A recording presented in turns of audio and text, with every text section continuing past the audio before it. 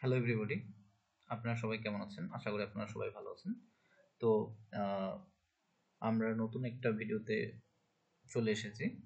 তো আজকে আমরা জানবো প্রি টেকের কাজ জানবো আজকে আমরা।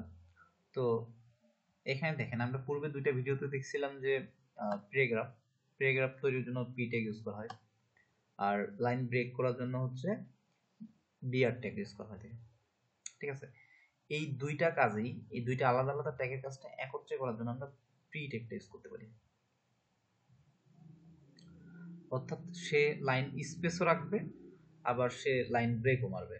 পি টেকের মাধ্যমে আমরা লাইন স্পেস রাখতে পারিনি, আবার লাইন ব্রেকও মারতে পারিনি। সেক্ষেত্রে আমরা লাইন ব্রেক করতে বিআর টেক ইউজ করছি।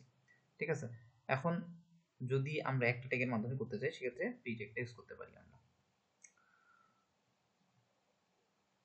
তো যদি প্রি টেকটা কাজ করি, সেক্ষেত্রে আমাদের দেখেন, আমি এখানে একটা এক্সাম্পলের মাধ্যমে আপনাদের দেখাইছি যে প্রি শুরু হয়েছে, প্রি শেষ হয়েছে, এটা ডাবল টেক এটা। আচ্ছা, এই যে আউটপুটটা আপনার ইনপুটটা যেরকম আছে এরকম, আউটপুটটা দেখাবে আপনাদের এইরকম। তার কারণ সে কি করবে, সে লাইন ব্রেকও করবে, আবার সে এই যে মাঝখানে স্পেস আছে সে স্পেসও রাখবে। তো আমরা হচ্ছে আমাদের পূর্বে যে প্রজেক্ট করছিলাম 5 নাম্বার প্রজেক্ট, আজকে আমাদের 6 নাম্বার প্রজেক্ট।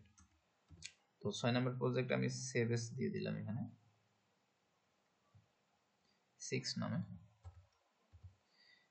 Number project. আচ্ছা, আমি পূর্বে যে কাজগুলো করছিলাম এগুলো সাধারণত এখন আমি তুলে দিচ্ছি। ঠিক আছে, এখন আমার এগুলো আপাতত প্রয়োজন নেই। আচ্ছা, আমাদের কাজ কিন্তু আমরা বডির ভিতরেই করতেছি। ঠিক আছে, আচ্ছা তাহলে আমি এখন পি টেকের কাজ করব।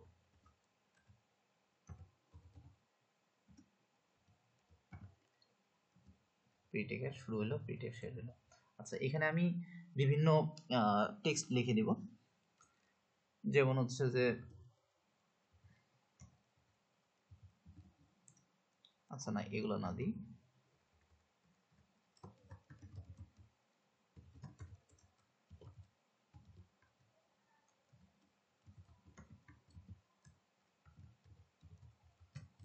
আচ্ছা দেখেন, এখানে কিন্তু যদি আমরা পিটেকটা ইউজ করতাম তাহলে আমাদের কি করতো, এটা কিন্তু এক লাইনে চলে আসতো। ঠিক আছে, আবার পিটেক যদি ইউজ করতাম সেক্ষেত্রে আমাদের এখানে যে লাইনগুলো ব্রেক করতে হইতো, সেক্ষেত্রে বিআর টেক ইউজ করতে হইতো। কিন্তু যে পিটেক ইউজ করবো, এখন আমরা এটা সেভ করে নিলাম।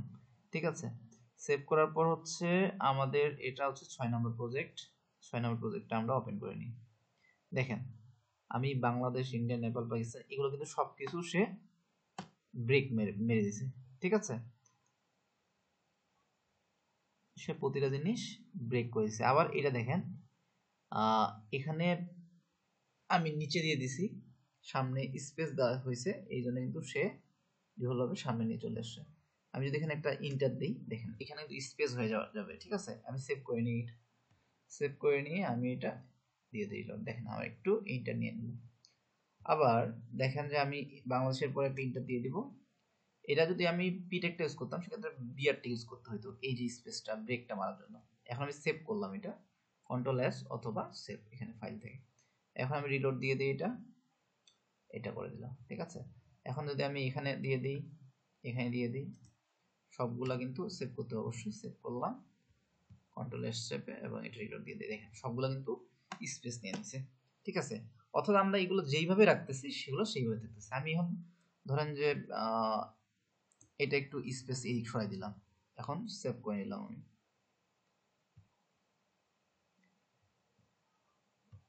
দেখেন ইন্ডিয়াটা চলে আসছে প্রথম। তাহলে প্রি টেকের কাজ হচ্ছে আমরা টেক্সটগুলোকে যেইভাবে রাখবো সে সেইভাবেই থাকবে।